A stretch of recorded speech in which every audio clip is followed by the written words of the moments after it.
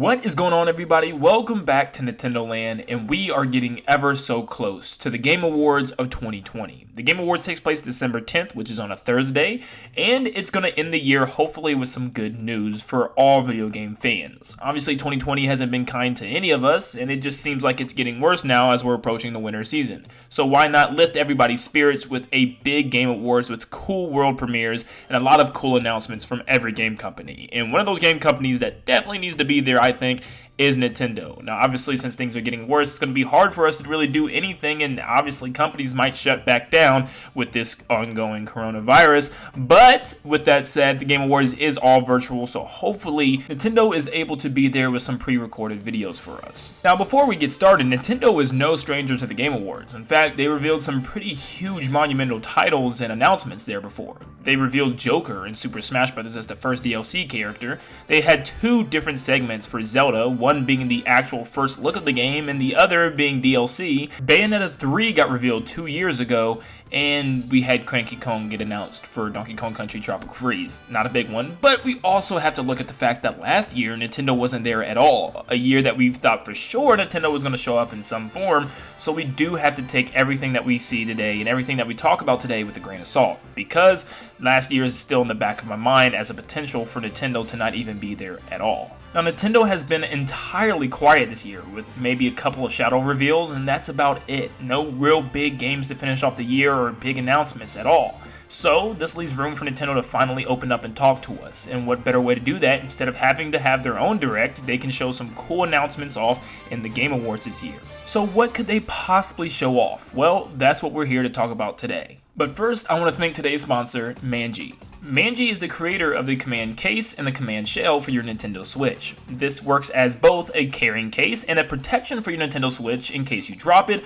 or in case bad things happen when you guys are out in public. The Command Shell is pieced in 3 different parts. The first part just goes straight onto the back of your Switch and snaps on relatively easy. And the 2 Joy-Con also have shells to protect them around the sides and the back in case of falling down and ruining that Joy-Con drift even more. And don't worry, even having these Joy-Con shells, it does not change the way the Joy-Con feel. They still feel great in your hand, and they still snap onto the Switch as easy as ever. The soft feel of the case is actually extremely soft in your hands, and it even comes with a built-in kickstand, 10 times better than the original Switch's kickstand. And thanks to the extended space at the bottom of the shell, it even allows you to charge the Switch while you're playing it in its kickstand mode. And yes, it also comes with a charger. And trust me, in handheld mode is just as comfortable, because there's multiple different ways to even hold this thing, which makes it so great. There's even straps on the back of these shells, which can put your fingers in a nice tight spot, and you can adjust the straps depending on how big or small your fingers are. So that way you don't drop the Switch on your face while you're laying down. Yes, I've done that before. And when you're ready to go and pack up for the day, all you have to do is snap it into its carrying case and you're on your way. It's quick, it's easy, and it's super secure in there.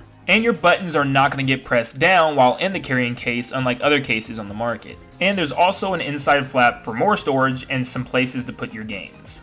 Manji is also currently working on making brand new grips, and also you can purchase these Joy-Con covers separately if you so desire if you have multiple Joy-Con in your home. The Manji carrying case is overall addictive and simple, simplistic enough to work and be something that I guarantee you lots of you guys would enjoy. If you're interested, click the link in the description. Now, the first thing that I want to talk about is Mario. I don't think Mario is going to have much information here really at all. If they show anything at the Game Awards Mario related, I think it's going to be Mario 3D World. And the fact that it's already been announced and announced that it has an additional game mode being plus Bowser's Fury, I think they're going to want to show that off. Maybe they just show off Bowser's Fury and maybe a couple new characters coming to Mario 3D World that you can play with. That's something Nintendo would do easily in a little trailer for the Game Awards. And as far as announcing the next big 3D Mario game, Nintendo likes to do that on their own and on their own time, whether it's their own Nintendo Directs or their own shadow drops at this point. But yes, they're not going to give it to the Game Awards to reveal something of that nature, I don't think. As far as Zelda goes, I'm about 100% sure we're going to get something Zelda related this year. It seems like we always do. At least we got 2 Breath of the Wild announcements at the Game Awards in the past. And a while ago, we got our first look at Breath of the Wild, believe it or not,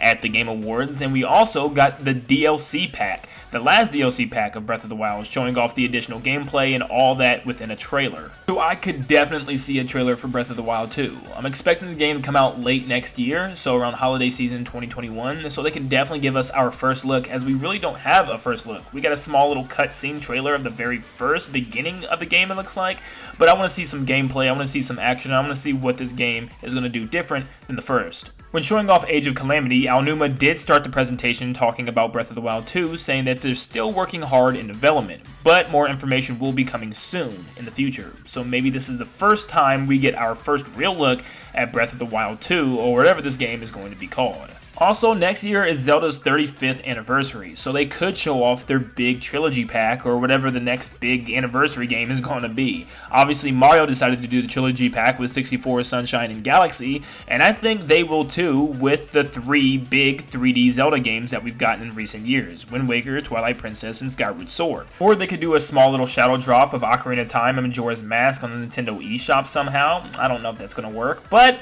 that is something that Nintendo could do. Or just completely talk about the anniversary as a whole. Say there's going to be different announcements throughout the year and kind of plan when these announcements are going to happen to give us something to look forward to. And speaking of trilogies, what better time to show off the Metroid Prime Trilogy HD for the Nintendo Switch that's been rumored for so long now. I personally think they have been waiting to put this out, that this has been done and completed for a very long time, but they wanted to put it out at a good time so that we don't have an extremely long wait for Metroid Prime 4 again.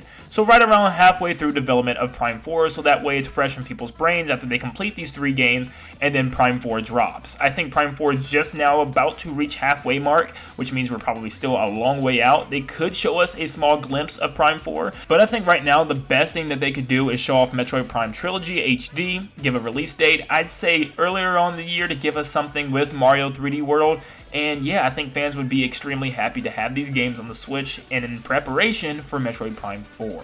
Then you have Bayonetta 3. The last statement we got about this game was in May this year, where the developers did indeed confirm that it's not canceled, but it's still being hard at work. So it might still be a while until we see Bayonetta 3, but they could show off a glimpse here. After all, Bayonetta 3 was announced at the Game Awards, why not give us a small trailer of it? Now, I'm not a big Bayonetta fan or know really much about the title, but I do know it's a hard-rated M, and it has some graphic things that is perfect for the Game Awards, because the Game Awards is meant for an older audience for the most part with some of its game reviews, and it works perfectly there. And I think that's it for most of Nintendo's properties. I think they could show off some other big titles and surprise us for 2021, since we, once again, don't know anything. But it's up to Nintendo at the end of the day. But obviously, we're going to finish off with the thing that lots of people have been waiting for: Super Smash Bros. It took us a while between the gap of Min Min and Steve, and Sakurai even announced that, and even said he was sorry, which is just so amazingly kind. And he doesn't need to say that when we're in a pandemic. But with that said, Smash Bros. Is probably going to get its next character then. There's been lots of leaks and predictions with the 2 clocks that Sakurai posted on his Twitter talking about a potential date, and it was just about, I think, the week after the Game Awards, which kind of makes sense that he shows off the character at the Game Awards and it has his own little Sakurai Presents the next week.